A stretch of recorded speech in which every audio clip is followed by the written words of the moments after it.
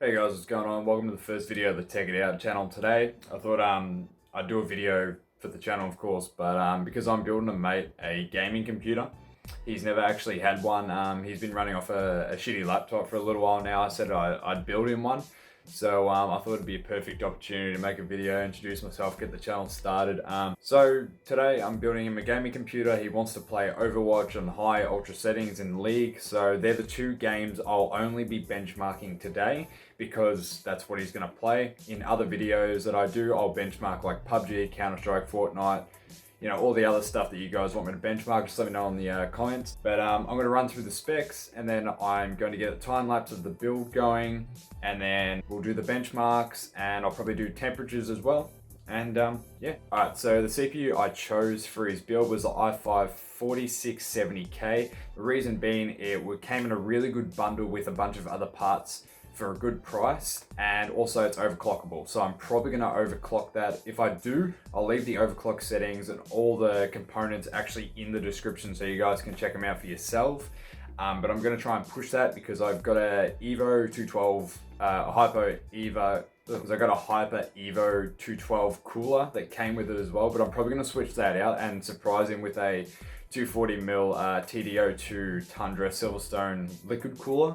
Hopefully that fits onto the socket. I haven't tested it yet, but we'll see. The RAM I chose is 8GB of DDR3 at 1600 MHz. It's Corsair Vengeance Pro. The reason being only 8GB is because he's playing Overwatch and League, and also the motherboard that it came with, which is the MSI Z87G45, comes with 4 DIMM slots, so you can actually put more RAM in there. And I believe it takes up to 32 or 64 gig, so he can max that out if he wants to upgrade, which he probably will eventually. The graphics card that came with it also was the GTX 780 3GB. It's the Gamewood edition, and the 700 series is incredible still for 1080p to this day. So I thought this would be a perfect card for him to get smash out all those frames on high ultra settings. For Overwatch, it's perfect for esports games, and I'm sure that's all he's going to be playing. So that's what he's getting. Storage, I ordered a brand new 240GB SSD and a brand new 1TB Seagate Barracuda, which isn't here right now. I've got every other part but the 1TB hard drive, so you probably won't see it in the build, but it will be in there when I give him the computer. I also ordered a brand new 650W Thermaltake PSU. It was on special on SculpTech for like $47, so I said that's perfect, that's enough power. The CPU going and the graphics card and all the other components, so I'll use that. With the case, I chose the Silverstone RL07 white ATX case because it's a big case. I can fit it in the big motherboard because the motherboard is huge, it's massive, and this is also a really nice case. I had this prior. This is my old case before I upgraded to the fractal design case. It looks really pretty, and it's going to go with 3, hopefully RGB fan, but we'll see what happens. And yeah, I'll install Windows for him, get the benchmarks going, the thermals, the overclocking. I'll do everything for him. With that said, if you guys enjoyed the video and want to see more, let me know in the comments below. Subscribe if you're new here, and let's get into the time lapse for the building and shit.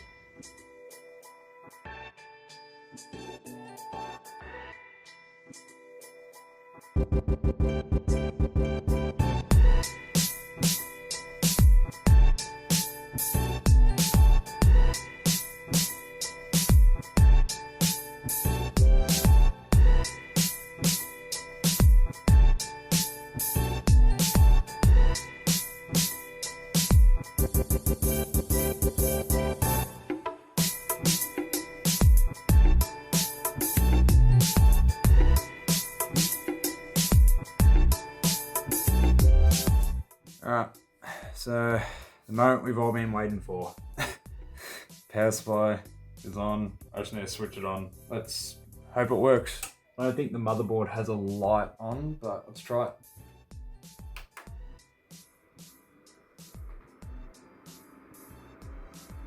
She's working. Unfortunately, the RGB wasn't working because I don't have a controller, so I'm just gonna have to order a controller for him. It seems to be working. Let's get on to the benchmarks and installations, all that good stuff, and that fun. Yeah, that's a shame the RGB doesn't work, but I have no spare controllers, so. Alright, excuse the squeaky floorboards, but that's what it looks like from the side. It's the back, blah blah blah, nothing special. There we go. I'm going to clean up the cables a bit on the right hand side here because I got to clean that bit up. But other than that, she's good to go. So I'm going to benchmark it. And yeah, hope he's happy with it.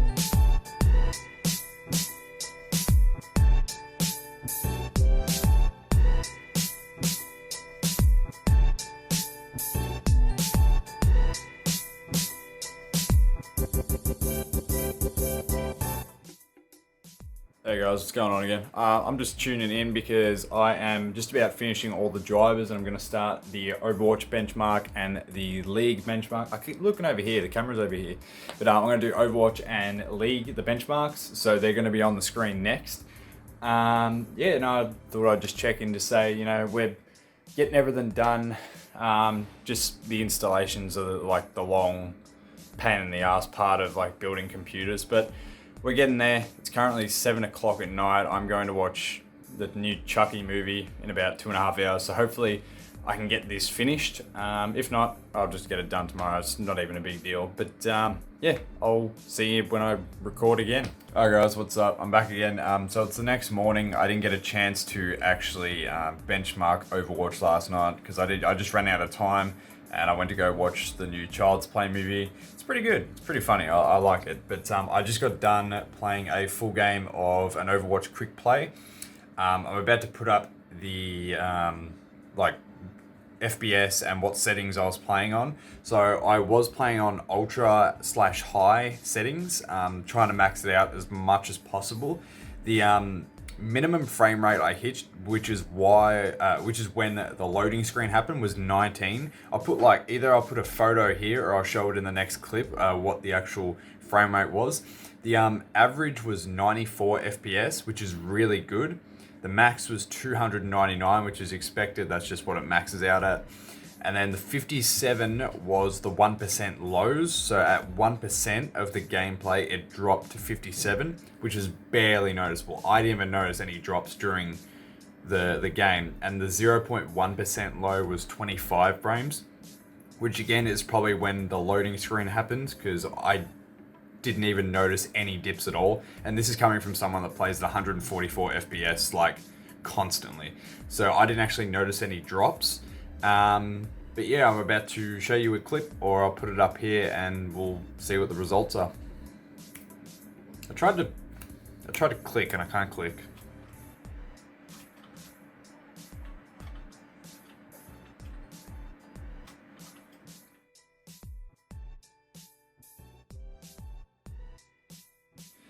So guys, this is what I was playing on, full screen obviously, 1920 by 1080 at 144 Hertz because I've got a 144 Hertz monitor and 60 Hertz my eyes. Sorry, I had to. VSync's off, triple buffering's off, reduced buffering's off, display performance stats, that was just for me to check earlier, that's up the top. The frame rate cap's at 300 because you can't go any higher. The graphics quality is already at ultra. So here is all of the settings. So basically everything's high and ultra with occasionally a medium, which is reflections, which isn't a big deal. So yeah, honestly, I was thoroughly impressed with this system and I haven't really overclocked it yet. It's only at 3.6 gigahertz. I'm going to try and overclock it to 3.8 stable because I don't want to overdo it because this is still impressive performance. So yeah, let's see what the temperatures are as well because I was recording temperatures. But there is the frame rates just for reference. So here we have the GPU, what its minimum temperature was and the max temperature. So it never actually maxed out past 60 degrees, which is really good. Mind you, this is a triple fan design, so that's really good. And the fan speed is at 44%, which is I can barely hear it. It's just because I'm sitting close to the actual PC. So that's good temperatures for the GPU. So now let's have a look at the CPU. The CPU maxed out at about 52 degrees. That's pretty good as well. That's really good. SSD, 34 degrees was the max. Then yeah, see, 60 degrees was what it hit.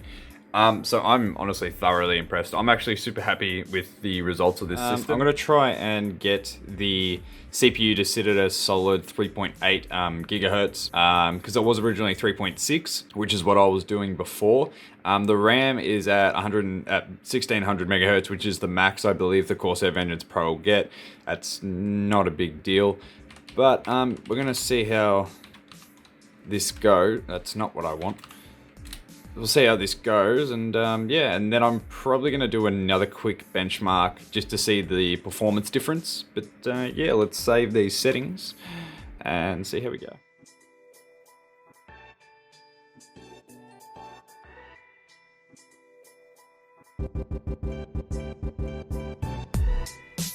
Speed 3.77 gigahertz, 3.8, that's what I was looking for. Beautiful.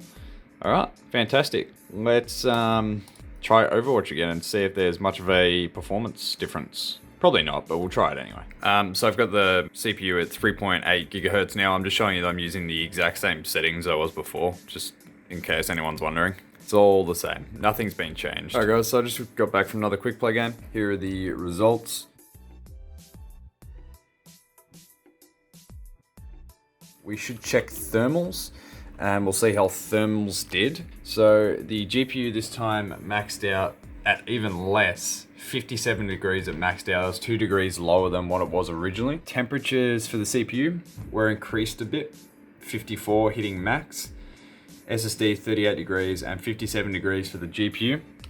Overall, it's pretty good result, I reckon. So yeah. All right, guys. So to end the video or summarize, essentially, I wanted to give the prices that I actually paid for the parts.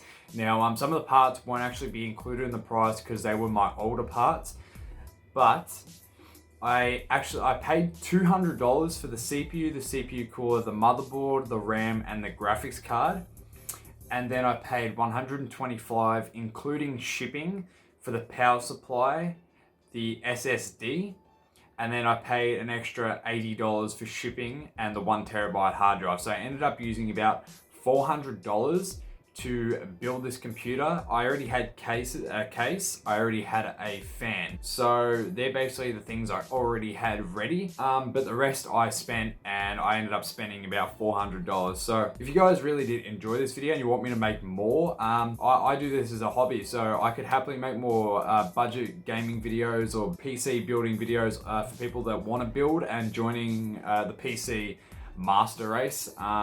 I could definitely help you guys out, but there's a lot of factors that come into it regarding like local deals, eBay prices, currency prices, like in different countries and stuff. But if you guys want me to make more like budget builds or budget oriented builds or something like that, I'll definitely check it out and see what I can do for you. I'll try and increase the camera quality as well. I have to use my phone at the moment because my other camera that I have actually shit itself. So I have to use my phone camera, unfortunately. But aside from that, if you guys did find this informative, you saw it, you found it entertaining to watch, just let me know in the comments below. Just be like, hey man, great stuff, or hey man, fuck, this was shit, you know? just let me know. But I appreciate you guys watching, and yeah, I'll catch you in the next Tech It Out video. Peace.